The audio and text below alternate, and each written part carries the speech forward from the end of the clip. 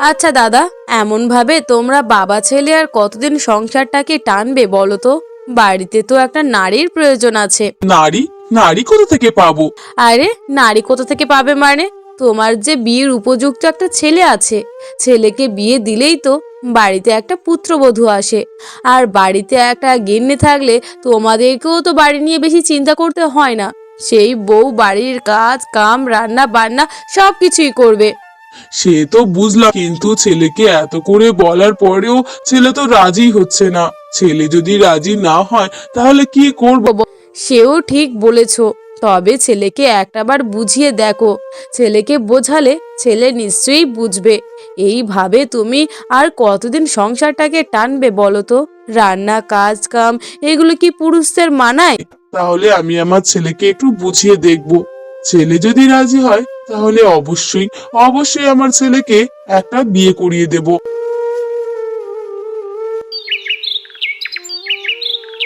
না বাবা, তুমি এসব কি বলছো? আমি আমি এখনই বিয়ে করতে পারবো না বাবা। আমাদের সুখের সংসারে আমরা কোনো অশান্তি চাই না। কি বলছিস বাবা? আমাদের সুখের সংসারে অশান্তি? কেন অশান্তি হবে? আমাদের বাড়িতে যদি একটা পুত্রবধূ আসে তাহলে আমাদের সংসার আরো খুশিতে ভরে উঠবে। সুখ শান্তি আমাদের সংসারে কোনো অভাবই হবে না। না বাবা, তুমি ব্যাপারটাকে যতটা সহজ মনে করছো, ব্যাপারটা কিন্তু ততটা সহজ নয়। আমাদের বাড়িতে যদি একটা নতুন অতিথি আসে বা নতুন সদস্য আসে তাহলে কিন্তু আমাদের বাড়িতে অশান্তি হবে। কি বলছিস বাবা? এমন করে বলিস না। বাড়িতে যে আসবে সে আমাদেরই পরিবারের সদস্য। সে কেন সংসারে অশান্তি করবে বলতো? জানো বাবা, আমার কেন জানি না এটাই মনে হয় আমরা দুই বাবা ছেলে অনেক ভালো আছি, সুখে আছি, আর এইভাবে সারাটা জীবন কাটাতে চাই। কি বলছিস? এমন ভাবে সারাটা জীবন কখনো কাটানো যায় নাকি? বিয়ে তো দরকার আছে, তাই নাকি বাবা? বিয়ের যদি এতই দরকার থাকে তাহলে তুমি কেন করনি? সেই যে ছোটবেলায় মা মারা গেছে, তারপরে তুমি চাইলেই তো বিয়ে করতে পারতে। তুমি কেন বিয়ে করনি বাবা? আমি কেন বিয়ে করিনি সে কথা আর তোকে কেমন করে বলি? আমি কখনো চাইনি তোর সৎমা আসুক, আর যদি সৎমা আসে তাহলে সংসারে অশান্তির শেষ থাকতো না। তোর কথা ভেবেই তো জীবনে এত বড় একটা সিদ্ধান্ত নিয়েছি বাবা। তুমি আমার কথা ভেবে যদি জীবনে এত বড় একটা সিদ্ধান্ত নিতে পারো তাহলে আমিও তোমার ছেলে, আমিও তোমার কথা ভেবে নিশ্চয়ই একটা সিদ্ধান্ত নিতেই পারি। সেটা হলো আমি বিয়ে করতে চাই না। আমরা যেমন আছি এমনই থাকতে চাই। এমন করে বলিস না বাবা, আমার কথাটা শোন, আমার কথাটা রাখ। একটা বিয়ে কর। আমাদের বাড়িতে একটা নতুন সদস্যের খুবই প্রয়োজন। সারা দিন পরিশ্রম করে এসে বাড়িতে আর কাজ করতে ভালো লাগে না। তাই চাইছি বাড়িতে একটা নতুন সদস্য আসলে আমাদেরকে আর এত পরিশ্রম করতে লাগে না। আমার পুত্রবধূ নিশ্চয়ই বাড়ির কাজ কাম দেখাশোনা সেই করবে, আর আমরা দুই বাপ বেটা সারাদিন পরিশ্রম করে এসে আমার পুত্রবধূর হাতের রান্না খেয়ে মনটাকে তৃপ্তিতে ভরাবো। এমন ভাবে তারা বাবা ছেলে নিজেদের মধ্যে পরামর্শ করতে থাকে এবং অবশেষে বিমল বিয়েতেও রাজি হয়ে যায়। দেখুন দাদা, আমাদের মেয়ে একেবারে লক্ষ্মী। আমার মেয়ের মতো মেয়ে এই গ্রামে আর একটাও পাবেন না। হ্যাঁ দিদি, আপনার মেয়েকে আমাদের খুব পছন্দ হয়েছে, আর খুব শীঘ্রই আপনার মেয়েকে আমাদের বাড়িতে নিয়ে যেতে চায়। কি বলছেন দাদা? শীঘ্রই? একটু তো অপেক্ষা করতেই পারতেন। আমাদেরও তো একটু অবস্থার কথা চিন্তা করতে হবে নাকি? না না দিদি, আমরা আপনার মেয়েকে নিয়ে যেতে এসেছি, আপনাদের বাড়ির জিনিস নয়। আমরা খুব শীঘ্রই আপনার মেয়েকে আমাদের বাড়ির বৌমা করে নিতে চাই। আমাদের বাড়ির কথা তো আপনারা জানেনই, কি কারণে আমার ছেলেকে আমরা তাড়াতাড়ি বিয়ে দিতে চাইছি। সেই তো বুঝলাম দাদা। তা ঠিক আছে, আপনারা যখনই চাইবেন তখনই আমার মেয়েকে আপনাদের বাড়িতে পাঠাবো এবং বিয়ের ব্যবস্থাও খুব শীঘ্রই হয়ে যাবে। ঠিক আছে দিদি, আমরা খুব শীঘ্রই আমার ছেলের সাথে আপনার মেয়ের বিয়ের ব্যবস্থা করব। এমন ভাবে কিছুদিনের মধ্যেই বিমলের সাথে রিনার বিয়ে ঠিক হয়ে যায়। শোনো, আমার বাবাকে কখনো কষ্ট দিও না। আমার বাবা আমার জীবনের সবকিছু। আমার বাবাকে আমি অনেক ভালোবাসি। ঠিক আছে গো, তোমার বাবা কি আর অন্য কেউ? তোমার বাবা মানে তো আমারও বাবা। আর আমি কেন তোমার বাবাকে নিজের বাবার মতো দেখবো না বলো তো? এই বাড়িতে আমার আপন বলতে তোমরা দুজনই। ঠিক আছে গো, আমি তো এমনটাই চেয়েছিলাম। আমার যে সঙ্গী হবে সে যেন কখনো আমার বাবাকে কষ্ট না দেয়, আমার বাবাকে সে যেন নিজের বাবার মতো দেখে, আর এটাই তো আমি চেয়েছিলাম। ঠিক আছে গো, তুমি এসব বিষয় নিয়ে একদম চিন্তা করো না। বাবাকে আমি সব সময় দেখে শুনে রাখবো। আমি অনেক ভালোবেসে বাবাকে যত্ন করব। ঠিক আছে, তোমার ভরসায় আমি আমার বাবাকে রেখে যাব। আমার বাবাকে আর কোনো কাজ করতে দেব না। আমার বাবা সারাদিন বাড়িতেই থাকবে। আমি সারাদিন পরিশ্রম করে যে উপার্জনটুকু করব, সেই উপার্জনে আশা করছি আমাদের তিনজনের পেট দিব্যি ভালো চলে যাবে। শোনো বাবা, তোমাকে আর কোনো কাজ করতে হবে না। তুমি সারাদিন বাড়িতেই থাকবে। কি বলছিস বাবা, আমি সারাদিন বাড়িতে থাকবো? না না না, এমন ভাবে বাড়িতে থাকলে আমাদের সংসারটা কেমন করে চলবে বলতো? কেমন করে চলবে মানে? আমি আছি তো বাবা। আমি তোমার ছেলে ছোট নেই, অনেক বড় হয়ে গিয়েছি। আমি সংসারটাকে চালাবো। অনেক করেছো বাবা, আর নয়। তুমি জীবনে একটু সুখ করো বাবা। আর কত পরিশ্রম করবে বলো তো? কি যে বলিস, সুখ কি আমার জীবনে নেই? আমার জীবনে সুখ তো তোরা দুজন। তোরা দুজনে আমার পাশে থাকলে আমার জীবনে সুখের কখনো অভাব হবে না। ঠিক আছে বাবা, আমি তাহলে তোমাকে যেটা বললাম সেটাই করবে। তোমাকে আর মাঠে যাওয়ার প্রয়োজন নেই। আমি সারাদিন মাঠের কাজ করব। তুমি সব সময় তোমার বৌমার সাথে সাথে থাকবে। বৌমাকে কখনো একা হতে দিও না বাবা। সে পরের মেয়ে, সে সবকিছু ছেড়ে আমাদের কাছে এসেছে। হ্যাঁ রে বাবা, এটা তো আমিও জানি। সে পরের মেয়ে বলেই আমাদের কাছে আছে। আর তাকে যদি আমরা আপন করে নিতে না পারি, তাহলে আমি কেমন বাবা হলাম বলতো? ঠিক আছে বাবা, আমি তাহলে আসলাম। তুমি বাড়িতে থেকো।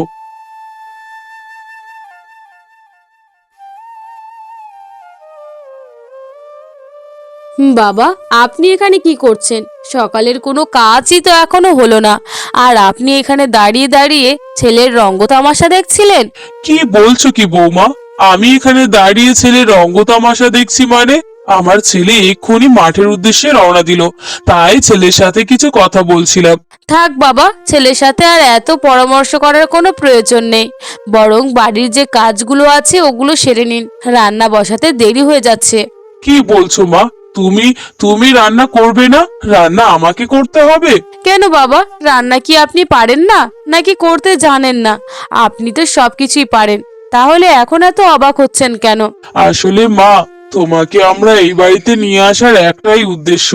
আমরা পুরুষ মানুষ, সারাদিন পরিশ্রম করে এসে আবার সংসারের কাজ করতে হয়। বয়স হয়েছে, শরীরটা আর টানছে না, তাই তো ছেলেকে দেখে শুনে বিয়ে দিলাম। আর এখন তুমি বলছো আমাকেই বাড়ির কাজ রান্না বান্না সব করতে হবে? হ্যাঁ বাবা, আপনাকেই বলছি।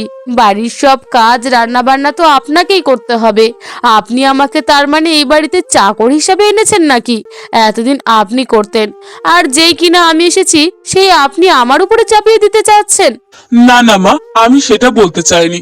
আমি বলছি তোমাকে আমাদের এই বাড়িতে আনার উদ্দেশ্য একটাই। বাড়ির মেয়েদের যে কাজগুলো হয় সেগুলো তুমি করবে।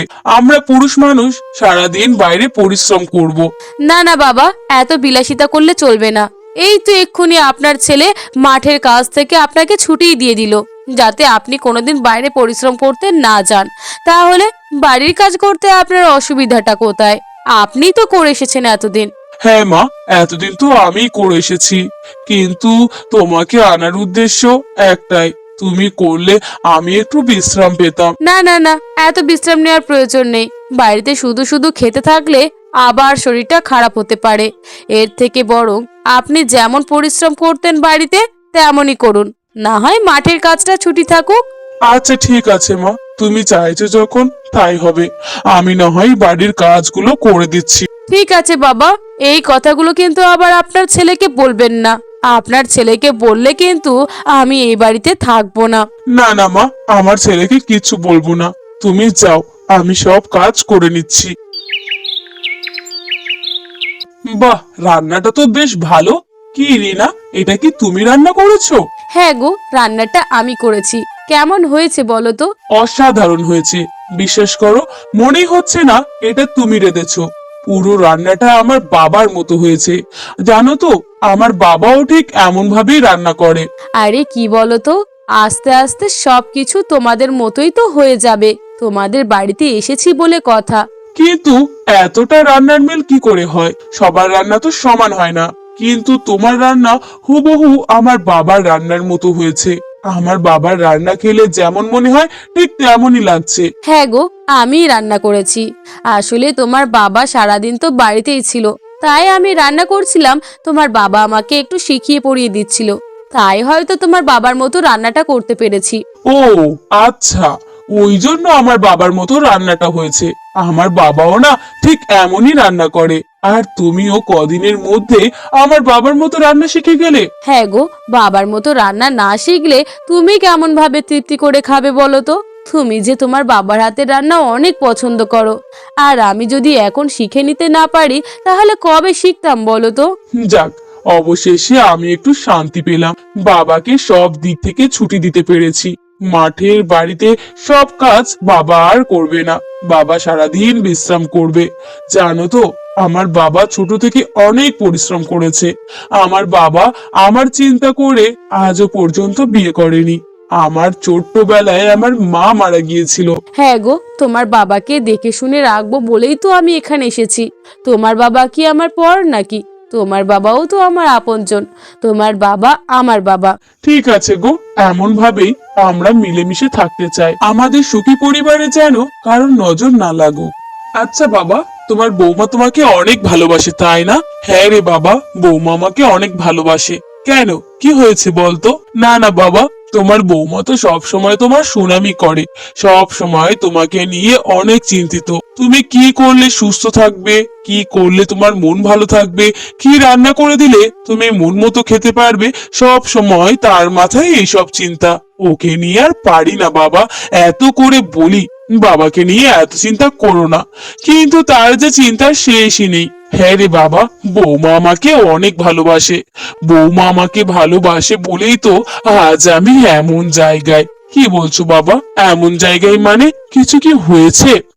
না না বাবা, কিচ্ছু হয়নি। আসলে ওই একটু। যা বাবা, কাজে যা, তোর তো আবার দেরি হয়ে যাচ্ছে। ঠিক আছে বাবা, আমি কাজে গেলাম। তবে নিজের খেয়াল রেখো, ভালো থেকো। আমি তাহলে আসলাম। এই কি বাবা, সব সময় ছেলের সাথে কথা বলে এতক্ষণ দাঁড়িয়ে থাকলে হবে নাকি? বাড়ির কাজগুলো কে করবে? না না বৌমা, আসলে তুমি তো জানোই আমার ছেলে প্রতিদিন যাওয়ার আগে আমার সাথে কথা না বললে তার মন ভরে না। তাই তো আমার সাথে সে কথা বলতে চায়। ঠিক আছে মা, তুমি যাও, আমি এক্ষুনি কাজগুলো করে নিচ্ছি। এই কি দাদা, আপনি রান্না করছেন যে? আপনার বৌমা কোথায়? আসলে আমার বৌমা একটু বিশ্রাম নিচ্ছে, তাই আমি রান্না করছি আর কি। না না দাদা, আপনার ছেলেকে বিয়ে দেওয়া হয়েছে আপনার বাড়ির সব কাজ করার জন্য। আর আমি গত কয়েকদিনই খেয়াল করছি বাড়ির সব কাজ কাম আপনিই করছেন। তাহলে ছেলেকে বিয়ে দেওয়ায় আপনার কি উপকার হলো শুনি? তেমন কিছু না, আমার বৌমা একটু বিশ্রাম নিচ্ছিল, সেই জন্য আর কি। না না দাদা, আপনি এমন ভাবে লুকোচুরি করলে তো হবে না। নিশ্চয়ই নিশ্চয়ই এর মধ্যে কোনো গরমিল আছে। আপনার বৌমা নিশ্চয়ই আপনাকে দিয়ে বাড়ির সমস্ত কাজ কাম করায়, তাই না? তুমি ভুল ভাবছো। আমার বৌমা আমাকে অনেক ভালোবাসে। আমার বৌমা কখনো আমার সাথে এমন করতে পারে না। আমার বৌমার একটু শরীরটা খারাপ লাগছিল তো, তাই আর কি। না না কাকা, আপনি এমন বললে তো হবে না। আমি সব বুঝতে পেরেছি। ঠিক আছে, আপনি আপনি আপনার বৌমারই কাজ করুন, আমি আসলাম। জানিস বিমল, তোদের বাড়িতে আজকে আমি কি দেখলাম? কি হয়েছে, কি দেখেছো তুমি? আরে দেখলাম তোর বাবা বাড়ির সব কাজ রান্না বান্না সব কিছুই করছে। আর শুধু আজকে বলে নয়, বিগত কয়েকদিনই আমি এই বিষয়টা খেয়াল করছি। তোর বাবা বাড়ির সব কাজগুলোর নিজের হাতেই করে। কি বলছোটা কি? আমার বাবা বাড়ির কাজ করে মানে? আমার বাবা কি বাড়ির কাজ থেকে ছুটি দেওয়ার জন্যই তো আমার বিয়ে করা, আর শেষ পর্যন্ত আমার বাবা বাড়ির কাজ করছে? না না না, এটা আমি বিশ্বাস করি না। দেখ, বিশ্বাস তোকে করতে হবে, কারণ আমি নিশ্চয় ভুল কথা বলছি না। আর আমি তোদের বাবা ছেলের ভালো চাই বলেই তো তোকে বিয়ে দেওয়ার জন্যই তোর বাবাকে এত করে বোঝালাম। আর তুই কিনা আমার কথা অবিশ্বাস করছিস? বিশ্বাস যদি না হয় তাহলে একদিন নিজেই পরীক্ষা করে দেখবি তোর বাবা বাড়িতে কি করে। তোমার কথা আমি কেমন করে বিশ্বাস করি? আমার বাবা সারাদিন বাড়িতে থাকে, আমার স্ত্রী সবকিছু করে। আমার স্ত্রী আমার বাবাকে খুব ভালোবাসে, নিজের বাবা মনে করে। না না, কখনো এমনটা হতে পারে না। নিশ্চয়ই তুমি আমাকে ভুল বোঝাচ্ছ। ঠিক আছে, তোকে বলা দরকার আমি বলেছি। আর ভুল কি ঠিক সেটা যদি বিশ্বাস করারই হয় তাহলে একদিন তোকে তোদের বাড়িতে অবসর টাইমে যেতে হবে। উনি কি তাহলে ঠিক বলছেন? আমার বাবা কি সত্যিই বাড়ির সমস্ত কাজ করে? আমার স্ত্রী কি আমার বাবাকে বিশ্রাম নিতে দেয় না? দেখবো, একদিন আমি এটা নিজের চোখে দেখতে চাই। আজকে জমির কাজ মোটামুটি শেষ, বাড়িতে যাই, গিয়ে কিছু খেয়ে আসি। আর তাছাড়া সেদিন যে ওই ভদ্রলোক বললেন আমার বাবা নাকি বাড়ির সমস্ত কাজ করে, আজ আমি নিজের চোখে দেখতে চাই কথাটা সত্য কিনা। আমি তো বাড়িতে বলিওনি যে আজই আমি বাড়িতে যাব। ঠিক আছে, এই হঠাৎ করে বাড়িতে গিয়ে আমি দেখতে চাই আসলে বাড়িতে কি ঘটনা ঘটে। বিমল বাড়িতে প্রবেশ করতেই দেখতে পায় বিমলের বাবা বাড়ির কাজ করছে। এ কি বাবা, তুমি তুমি বাড়ির কাজ করছো কেন বাবা? রিনা কোথায়? আসলে না বাবা, রিনা একটু ঘরে বিশ্রাম নিচ্ছিল। এতক্ষণ তো আমার বৌমাই রান্না করছিল। আমি বৌমাকে বললাম আজকে আমার রান্না করতে খুব ইচ্ছা হচ্ছিল, তাই আর কি। না বাবা, তুমি আমাকে ভুল বোঝাতে পারবে না। আমি জানি বাড়ির সমস্ত কাজ, রান্না সবকিছুই তুমি করো। এ কথা কি সত্য? না না বাবা, এ কথা সত্য নয়, এটা ভুল কথা। তুই আমাকে বিশ্বাস কর বাবা। না বাবা, তুমি আমাকে মিথ্যা কথা বলছো, আমি তোমাকে বিশ্বাস করব না। দাঁড়াও, আমি তোমার বৌমাকে ডাকি। রিনা, রিনা, কই তুমি? বাইরে আসো দেখি, তোমার সাথে কথা আছে। কি কি হয়েছে? কি হয়েছে কিছু বুঝতে পারছো না? তুমি তুমি ঘরে কি করছো? আর বাবা কেন কাজ করছে? আসলে না, মানে বাবা। কি ইয়ে মানে করছো তুমি? আমার বাবা কেন কাজ করছে সে কথার উত্তর দাও। আসলে আসলে আমি তো বাবাকে কাজ করতে দিতে চাইনি। বাবা নিজেই জোর করে আমার হাত থেকে কাজ নিয়েছেন। আমাকে বলল কিনা ঘরে গিয়ে একটু বিশ্রাম করতে, তাই একটু বিশ্রাম করছিলাম। হ্যাঁ রে বাবা, বৌমা ঠিক কথাই বলছে। আসলে বৌমার শরীরটা একটু খারাপ লাগছিল, তাই বৌমাকে একটু উঠিয়ে আমি নিজেই করছি। না বাবা, তুমি তুমি মিথ্যা কথা বলছো। আমি জানি রান্না বান্না বাড়ির কাজ সবকিছু তুমিই করো। তুমি বিশ্বাস করো, আমি সত্যি কথাই বলছি। বাবাও সত্য কথা বলছে। না, তুমি সত্য কথা বলছো না। আর আমার বাবাও মিথ্যাবাদী। আমার বাবা আমার সাথে মিথ্যা কথাই বলছে, বাবা সত্য কথা বলছে না। বাবা, তুমি স্বীকার করো, তোমাকে আজকে স্বীকার করতেই হবে। তুমি কি বাড়ির সবকিছু করো? রিনা কি করে বাড়িতে? আসলে ইয়ে মানে বাবা, তুমি আমাকে মিথ্যা কথা বলতে পারবে না। আমি জানি বাড়ির সবকিছু তুমিই করো, আর রিনা তোমাকে দিয়ে সবকিছু করিয়ে নেয়। আর তার বিনিময়ে রিনা সব সময় বাড়িতে পায়ের উপর পা তুলে বসে থাকে। রিনা, তুমি এমনটা কি করে করতে পারলে? তুমি তো আমাকে কথা দিয়েছিলে আমার বাবাকে নিজের বাবার মতো দেখবে, ভালোবাসবে, স্নেহ করবে। তাহলে তাহলে আমি কি এমনটা আশা করেছিলাম তোমার থেকে? তোমার এমন রূপ আমার দেখতে হবে আমি কখনো কল্পনাও করিনি। বিশ্বাস করো, আমি মিথ্যা কথা বলছি না। তুমি আবারও মিথ্যা কথা বলছো। বেরিয়ে যাও দেখি, বেরিয়ে যাও এই বাড়ি থেকে। তোমার এই বাড়িতে কোনো জায়গা নেই। এই জন্যই আমি বাবাকে বলেছিলাম আমি বিয়ে করব না। শুধুমাত্র বাবার জোরাজুরিতে আমি বিয়ে করতে বাধ্য হয়েছি। আর সেই তুমি কি না আমার বাবাকে কষ্ট দিচ্ছ? না না না, এমন মেয়ে আমাদের বাড়িতে থাকলে আমাদের বাড়িতে অশান্তি ছাড়া কখনো সুখ আসবে না। হ্যাঁ, আমি তোমার বাবাকে দিয়ে রান্না করিয়েছি, তো কি হয়েছে? এটাই কি আমার অপরাধ? কেন? উনিই তো সবসময় সব কাজ করতেন, আর আমি আসার পরে সবকিছু আমার ঘাড়ে কেন আসবে? তোমাকে এই বাড়িতে আনা হয়েছে আমাদের বাড়িটাকে দেখভাল করার জন্য। আর পাঁচটা বাড়ির মহিলারা যেমন কাজ করে তোমাকেও তেমনটা করারই কথা। আর তুমি কি না আমার বাবার উপরে চাপিয়ে দিয়েছো সবকিছু? হ্যাঁ, আমি তোমার বাবার উপরে চাপিয়ে দিয়েছি, কারণ আমি এই বাড়ির বউ, কোনো কাজের মেয়ে না। আমি আসার পরে সবকিছু যে আমাকেই করতে হবে কেন? তোমার বাবা তো সবকিছুই পারে, তোমার বাবা করবে না কেন? দেখো, আমার বাবাকে করতে হবে না বলেই তোমাকে আনা হয়েছে। যদি এই বাড়িতে সবকিছু আমার বাবাই করবে তাহলে এই বাড়িতে তোমার থাকার তো কোনো প্রয়োজন নেই।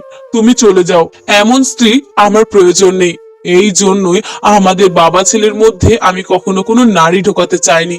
আমার বাবা আমার কথা ভেবে আমার নতুন মা আনেনি, সেহেতু আমার বাবার কথা চিন্তা করে আমি কখনো আমার স্ত্রী আনবো না। তুমি এখান থেকে চলে যাও। আমাদের বাবা ছেলের সংসারে আমরা অনেক সুখে থাকবো, তুমি না থাকলেও চলবে।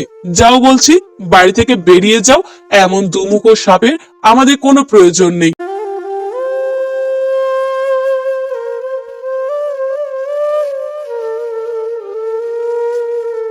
জানো তো, খোকা যে চাকরির পরীক্ষাটায় বসেছিল না, আজকে যে তার রেজাল্ট বেরোবে। যদি ভালোই ভালোই পাশ করে যায় তাহলে খুব ভালো হবে গো। আরে গিন্নি, তুমি অত চিন্তা করো না তো। আর এমনিতে আমাদের ছেলের পড়াশুনোর মাথা খুবই ভালো, আর ও পাশ কেন করবে না বলো তো? ও দেখবে ঠিক বেরিয়ে যাবে। তুমি অত ওকে নিয়ে চিন্তা করো না। তবে জানো তো তুমি, আমার ছেলেকে নিয়ে কিন্তু আমার খুব গর্ব হয়। আমার ছেলে গ্রামের মধ্যে সব থেকে ভালো ছেলে। কখনো দেখেছো বন্ধু বান্ধবদের সাথে আড্ডা মারতে? দেখো তো কত ভালো ছেলে। আর কখনো কারোর সাথে ঝগড়াঝাটি করতে দেখিনি। সব সময় পড়াশুনো করতে থাকে আর একটু আধটু খেলাধুলা করতে থাকে। দেখো গিন্নি, সারাক্ষণ যে বই মুখে করে নিয়ে বসে থাকবে তা নয়, ওকেও একটু ফ্রি দিতে হবে। ওকেও একটুখানি বাইরের হাওয়াটাও লাগতে হবে শরীরে, তা না হলে হবে না। আর 24 ঘন্টা যদি পড়াশুনো করতেই থাকে, এমনিতে ওর মাথা নষ্ট হয়ে যাবে। তবে আমি ওইসব জানি না। তবে ভালোই ভালোই যদি আমার খোকাটা পাশ করে বেরিয়ে আসে তাহলে খুব ভালো হবে। এই পাড়ার খুব মুখ উজ্জ্বল করবে ও, আর আমাদের তো মাথা উঁচু হয়ে যাবে গো। দেখা যাক গিন্নি, কি হয় না হয়। তুমি অত চিন্তা করো না তো। আগে খোকাকে ভালো ভালো বাড়িতে ফিরে আসতে দাও।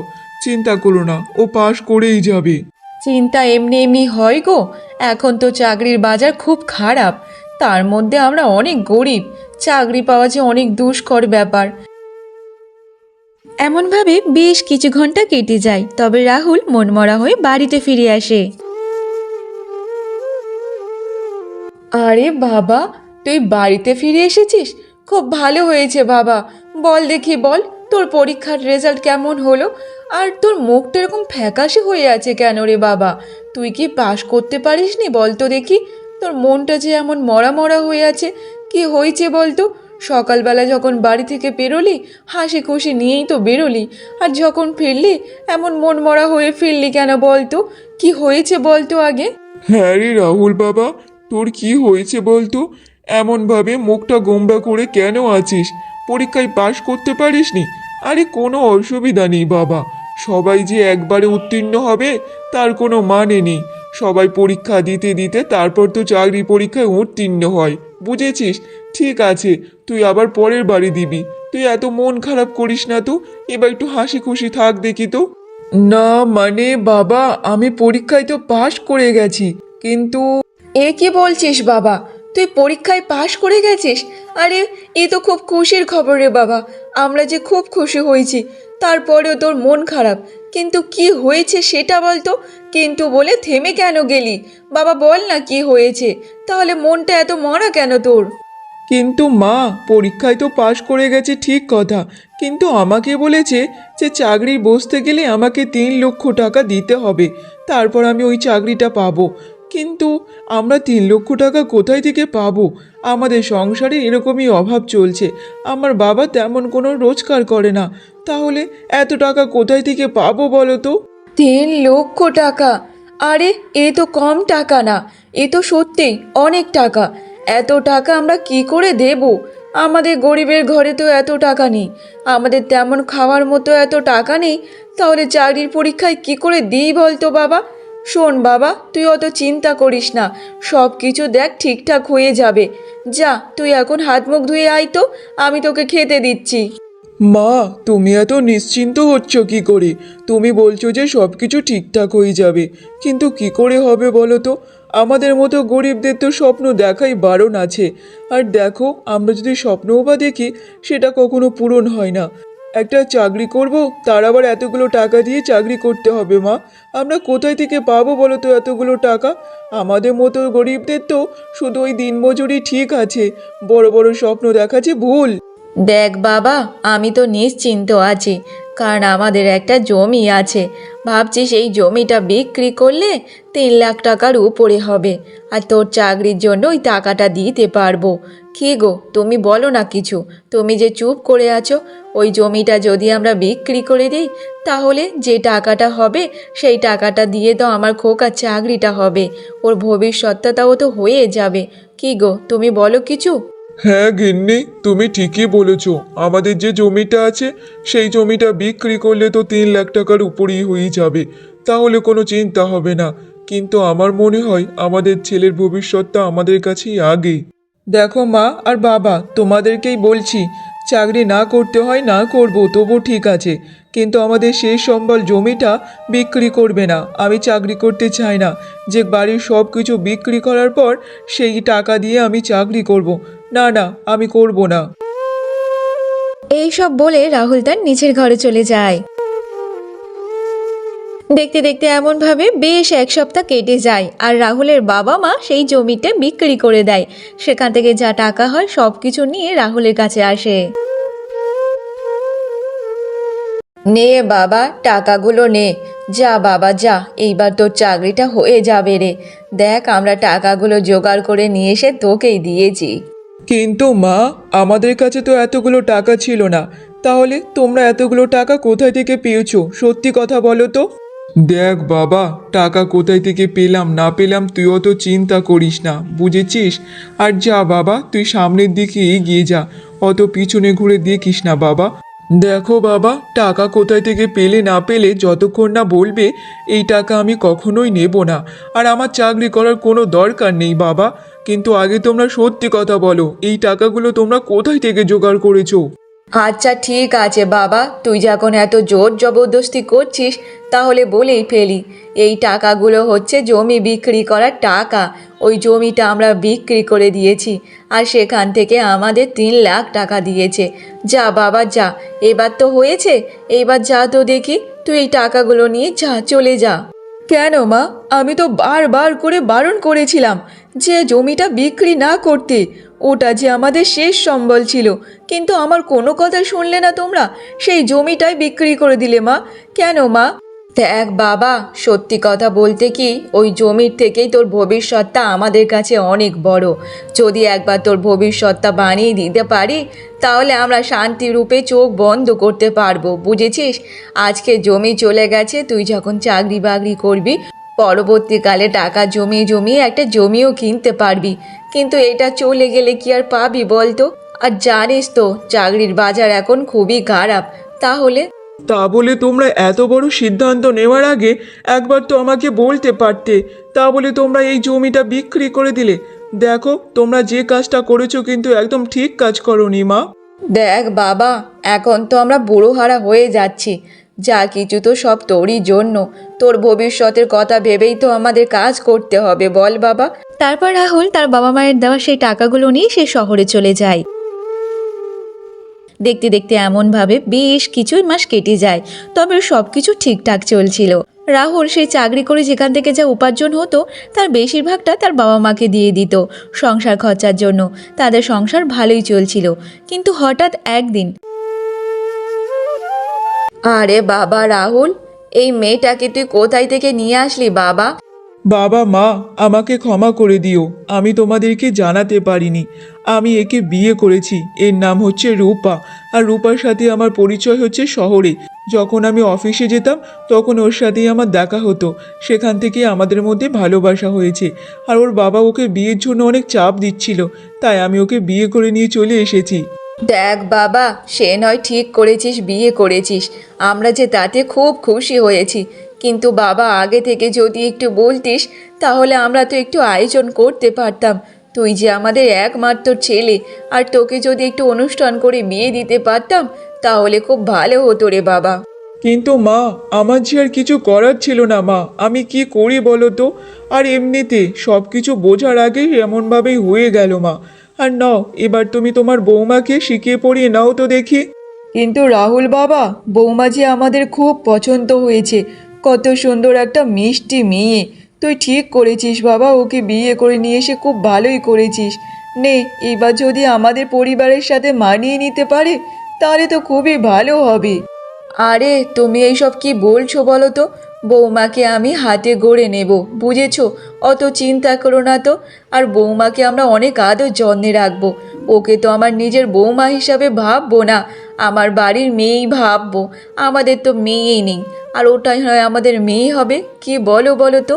আর আমি আমার মেয়েকে সুন্দরভাবে হাতে গড়ে নেব। হ্যাঁ গিন্নি, সে তো তুমি ঠিকই বলেছ। এই সব কিছু তোমার দ্বারাই সম্ভব, কারণ এই সংসারটা যে তোমরা দুই মেয়েই তো সামলাবে।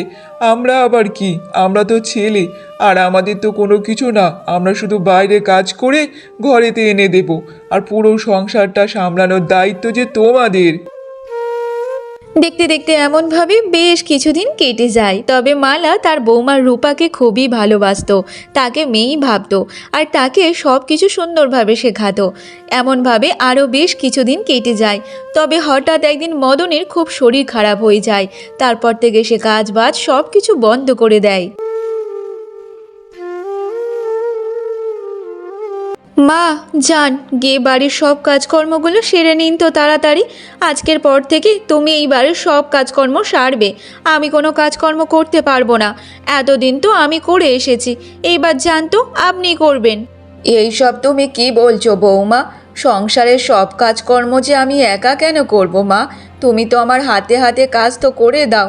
এখন যে বয়স হচ্ছে, একা একা কি সব কিছু আর সম্ভব হয় বলো মা? চলো মা, তোমার সাথে সাথে আমি হাত লাগাচ্ছি। না না মা, সেটা কখনো হয় না, আমি তো কখনো হতেই দেব না।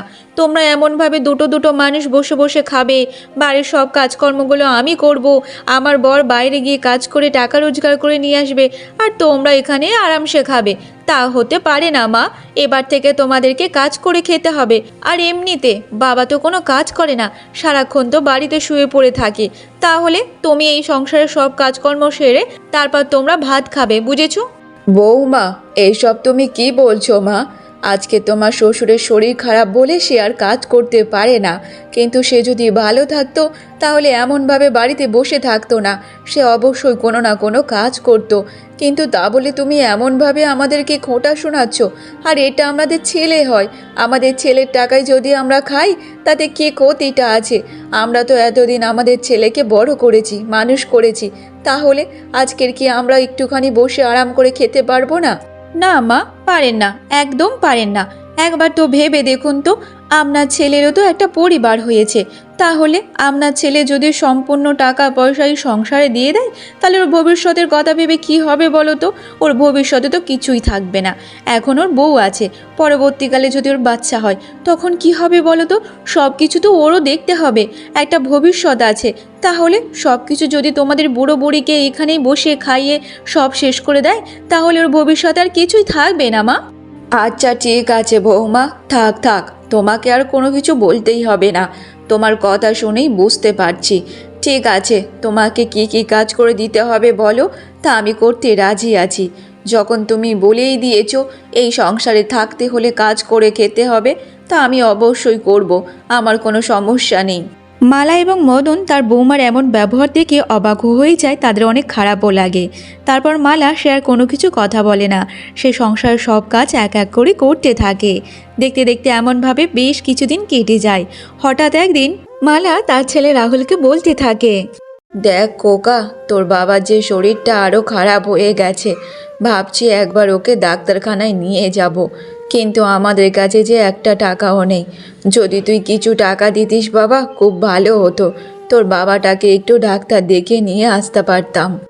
মা, বাবার যখন এত শরীর খারাপ, তাহলে আগে কেন বলনি বলো তো? দেখ খোকা, তোর বাবা তো এতদিন ওষুধ খেয়ে খেয়ে ঠিকই ছিল, হঠাৎ কাল রাত থেকে শরীরটা আরও বেশি খারাপ হয়ে গেছে। কাল রাত থেকে দমের কষ্ট আরও বেশি বেড়ে গেছে। তাই ভাবছিলাম যদি আজ একটু ওকে নিয়ে ডাক্তারখানা থেকে ঘুরে আসতাম তাহলে খুব ভালো হতো রে বাবা। আর এমনিতে তোর বাবার যে বয়স হয়েছে, মানুষটা দিনে দিনে আরও দুর্বল হয়ে যাচ্ছে।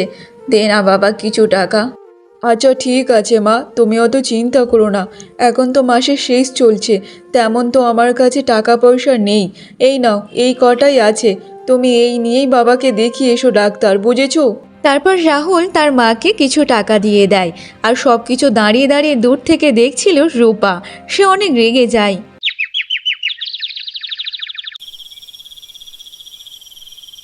শোনো, তোমাকে একটা কথা বলি, তুমি এমনভাবে টাকা পয়সা নষ্ট করো না তো। এবার থেকে কিছু কিছু টাকা গুছিয়ে রাখার চেষ্টা করো।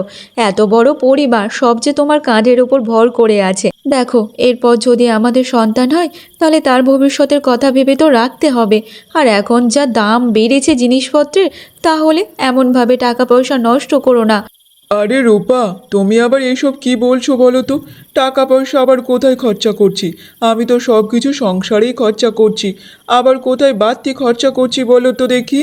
দেখো, তোমাকে আমি বলছি, এই যে তোমার বাবার এত শরীর খারাপ, বাড়িতে পড়ে আছে, কিছুই আর করে না। তুমি যে সংসারের সব ভার চালাচ্ছ, আর প্রত্যেক মাসে মাসে তোমার বাবার এত ওষুধ খরচা, এত ডাক্তার দেখানো, সব টাকা তো তোমার উপর দিয়ে যাচ্ছে। তুমি বলো তো, এতগুলো টাকা কেন তুমি বাড়তি খরচা করবে বলো তো? এ তো অসুখ লেগেই আছে। এর থেকে বরং যেমন চলছে তেমন চলতে দাও তো। টাকা পয়সা দেওয়া একদম বন্ধ করে দাও। সেই টাকা তুমি যদি একটু গুছিয়ে রাখো তাহলে খুব ভালো হবে। রূপা, এইসব তুমি কি বলছো? বাবার যে শরীর খারাপ, আর বাবাকে ডাক্তার ওষুধ তো দেখাতেই হবে, তাই না? তা না হলে শরীর কি করে সারবে বলো তো? তোমাকে একটা কথা বলি, বাড়িতে যদি এমন শুয়ে বসে থাকে তাহলে শরীর কিভাবে ভালো হয় বলো তো? একটু তো কাজকর্ম করতে হবে, কিন্তু তোমার বাবা তো কিছুই করে না। আর তোমার মা শুধু মহারানীর মতো বসে বসে হুকুম চালায়। বাড়ির সব কাজকর্ম আমি তো করি। আর দেখো, তোমাকেই বলছি, একটুখানি ভবিষ্যতের কথা ভাবো। এখন তোমার বাবার শরীর খারাপ, পরবর্তীকালে তোমার মায়ের শরীর খারাপ হবে। তাহলে কি সারা জীবন তুমি এমনভাবে চলতে থাকবে? আর আমাদের কোনো কি ভবিষ্যৎ নেই নাকি বলো তো? রূপা, এই কথাটা কিন্তু তুমি একদম ঠিক কথাই বলেছো। সব সময় বাবা মায়ের কথা ভাবতে ভাবতে কখনো নিজেদের ভবিষ্যতের কথা ভাবি না। শোনো, তুমি একটা কাজ করো, কাল থেকে বাবা মাকে সংসারের সব কাজ দিয়ে করাবে। এমনভাবে বসে থাকলে তো আরও রোগ বেশি চেপটে ধরবে, আর আমাদের তো টাকা পয়সা আরও খরচা হয়ে যাবে, বুঝেছো? দেখো, আমি তোমার বউ হই, তোমার কথা ভাববো না তো কার কথা ভাববো বলো তো? সবার প্রথম তোমার চিন্তা আমার মাথায় আসে। এমনভাবে রূপা রাহুলকে সব সময় কুমন্ত্রণা দিত, আর রাহুলও তার বউয়ের কথা শুনতো। কিন্তু সংসারের সব কাজকর্ম রূপা তার শাশুড়ি মাকে দিয়েই করাতো। দেখতে দেখতে এমনভাবে বেশ কিছুদিন কেটে যায়। তা ও মাসি, শহরের মেয়ে দেখে তো ছেলেকে বিয়ে দিয়েছেন, তা বৌমাকে তো কখনো বাড়ির বাইরে আসতে দেখি না। সব সময় তো তুমি জামা কাপড় কাচতে আসো, জল আনতে আসো। তা তোমার বৌমা বাড়ির মধ্যে কি করে বলো তো? ওকে আর কি বলি বলতো মা, আমরা কি আর দেখে শুনে ওই মেয়ে দেখে বিয়ে দিয়েছি বলতো? ও যে আমার ছেলে প্রেম ভালোবাসা করে ওই মেয়েকে বিয়ে করে নিয়ে এসেছে, আর বাড়ির সংসারের সব কাজ তো আমাকে করতে হয়। আমার বৌমা যে রাজরানীর মতো বসে থাকে, আর আমাকে দিয়েই সব কাজকর্ম করায়। আমার বর যে কাজ করতে পারে না, সে যে অসুস্থ হয়ে ঘরের মধ্যে পড়ে আছে। কি আর বলবো, সব তো আমাদের কপাল রে মা, কপাল। এই বয়সে এমনভাবে কাজকর্ম করলে আর বাকি বয়সগুলো কি হবে বলো তো? সর্বশরীর তো যন্ত্রণা করবে। এখন থেকে কাজ করা বন্ধ করো তো। বাড়িতে যখন বৌমা চলে এসেছে, তাহলে আর কাজ কেন করবে? আর এমনিতে তোমরা যে এইসব কাজকর্ম করো, তোমার ছেলে জানে? হ্যাঁ রে মা, আমার ছেলে সব কিছু জানে। সব কিছু জেনে শুনে মুখ বোবা হয়ে বসে আছে। তার বউকেতে একটা কোনো কথা বলে না। তার ভালো লাগে তার বাবা মাকে এমনভাবে কাজ করায়। তার বউ তাকে যা বলে সে তাই শোনে। তাকে উঠতে বললে উঠবে, বসতে বললে বসবে। কি করবো রে মা, সবই তো কপাল রে। তবে মাসি, এক সময় তোমার ছেলেকেই পাড়ার সবাই কত ভালো বলতো, বলতো যে এমন ছেলে আর পাওয়া যায় না।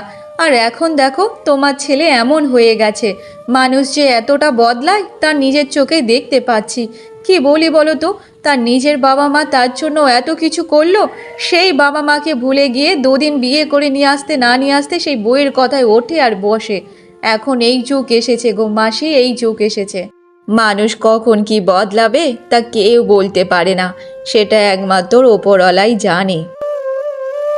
দেখতে দেখতে এমনভাবে বেশ কিছুদিন কেটে যায়। তবে একদিন মদনের শরীর খারাপ আরও বেশি বেড়ে যায়। তখন মালা বলতে থাকে, গিন্নি, আজকাল কাশিটা খুবই বেড়েছে, কিন্তু আজকে যে শরীরে একদম বল পাচ্ছি না। শরীর যেন একদম ছেড়ে গেছে। শরীরটা যে খুবই খুবই খারাপ লাগছে গিন্নি, খুবই খারাপ লাগছে। হ্যাঁ গো, সেটাই তো দেখতে পাচ্ছি। তোমার শরীরটা আজকে যে খুবই খারাপ লাগছে। দুদিন ধরে যে তুমি ওষুধপত্র খাওনি, ঘরেতে থাকলে তারপর তো খাবে। খোকার কাছে যতবার টাকা চাইতে গিয়েছি ও ততবার কেমন একটা বাহানা দেখিয়েছে। যা টাকা পয়সা দেয় তাতে তো তোমার ভালোভাবে ওষুধ কেনাও হয় না, কিছু কিছু ওষুধ বাদও যায়। কি করি বলো তো? দেখো গিন্নি, তুমি আর খোকার কাছে হাত পাততে যেও না, ও দেবে না, ও সবসময় এমন বাহানা করবে।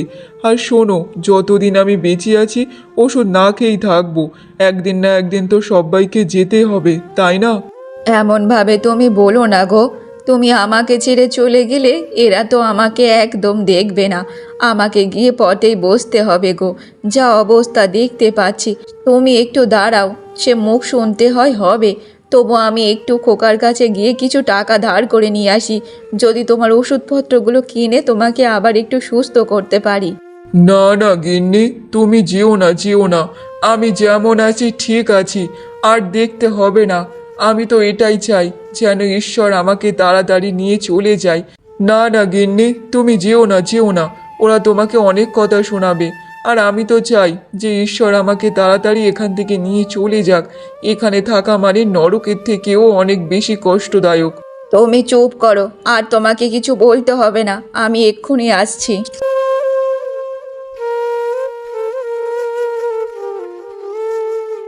অন্যদিকে মালা ছেলে বৌমারা ঘরে বসে বসে বলতে থাকে।